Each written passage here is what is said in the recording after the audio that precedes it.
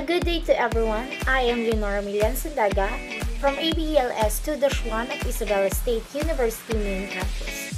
So for this video, I'm going to show you and present to you the second language acquisition using Krashen's hypothesis. First, let's define what is second language acquisition. Second language acquisition is not a uniform and predictable phenomenon. It is also the product of many factors pertaining to the learner on the one hand and the learning situation on the other. We have 5 central hypotheses which constitute Krashen's theory. These are the acquisition learning hypothesis, the monitor hypothesis, the natural order hypothesis, the input hypothesis, and lastly, the affective filter hypothesis. Firstly, let's talk about the acquisition learning hypothesis. Krashen claimed that adult learners have 2 means for internalizing the target language. First is the acquisition, and second one is the learning. Acquisition is a subconscious and intuitive process of constructing the system of a language, while learning is a process in which learners attempt to figure out rules and are generally aware of their own processes. According to Krashen, what is consciously learned through the presentation of rules and explanation of grammar does not become the basis of acquisition of the target language. Always keep in mind that learning does not turn into acquisition. Our conscious learning process and our subconscious acquisition process are mutually exclusive. Second one is the monitor hypothesis. It is a device for watchdogging one's output for editing and making alterations or corrections as they are consciously perceived. Acquisition initiates the speaker's utterance and is responsible for fluency. Thus, the monitor is taught to alter the output of the acquired system before or after the utterance is actually written or spoken. Remember, this hypothesis has important implication for language teaching. Krashen argued that formal instruction in a language provides rules, isolation, and feedback for the development of the monitor.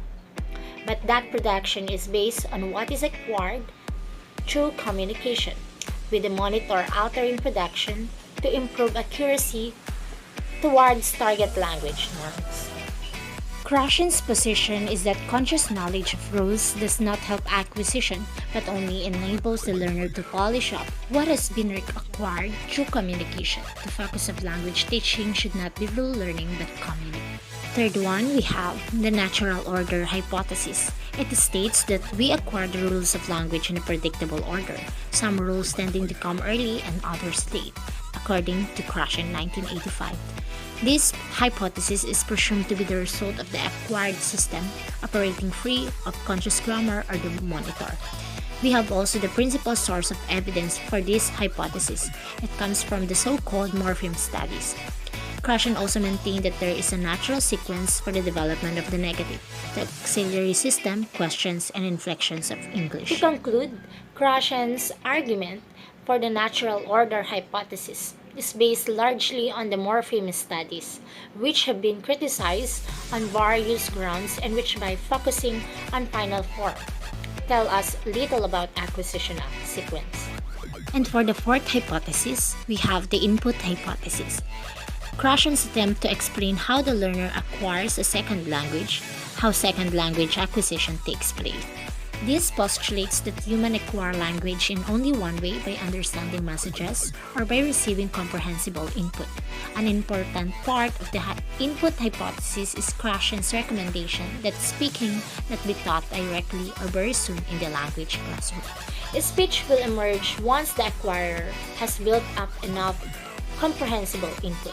When we say comprehensible input, it is the route to acquisition, and information about grammar in the target language is automatically available when the input is understood. Krashen claimed that if input is understood and there is enough of it, the necessary grammar is automatically provided. Speaking is a result of acquisition and not its cause. The ability to communicate in a second language cannot be taught directly but emerges on its own as a result of building competence by a comprehensible input. Lastly, the affective filter hypothesis.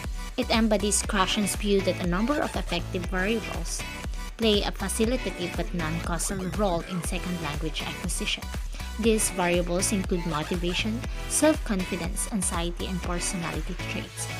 According to this hypothesis, comprehensible input may not be utilized by a second language acquirers if there is a mental block that prevents them from fully profiting from it, according to Krashen 1985. The effective filter acts as barrier to acquisition.